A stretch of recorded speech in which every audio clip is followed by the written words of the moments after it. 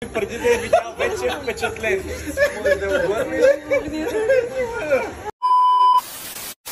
Карти да ги разбъркаш. Аз ще взема едно стола, че ще седна тук до теб. Аз не съм Васил, забравих да ви се представя. Розетка даже. Браво! Еха! Така, чакай, нареди ги пред себе си, така. Добре, можеш да си вземеш една от тях. Да запомниш коя е, като си намислиш някоя карта. След което да я върнеш в тестето, но не както беше с гръб, а с лице. Добре? Така, и посмотри, обърна една карта. Кажи ми само асо пика ли?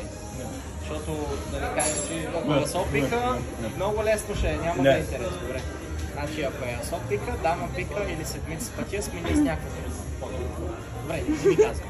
Сега, той е обърна наобратно. Така, аз взимам тези невидими карти с една обърната, слагам ги в джоба, правя магическо щракване и те се превръщат в истински. Може би смятате, че това е шега, нали? Даже той не е впечатлен, защото знае, че са ми били в джоба, нали така? Да.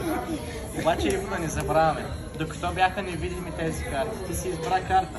Запомня, като си представи някакво, обърна е наобратно и тогава станаха истински.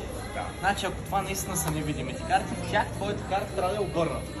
Но и така, преди да ги извадим и да ги разгледаме, кажи на глас каква беше. Попкупа. Попкупа, това е К с сърчице, момичета. Нали така?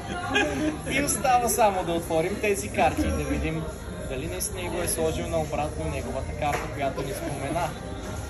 Както виждате, една обърната карта. Още преди да е видял, вече е впечатлен. Може да обърне. Обърни се! Обърни!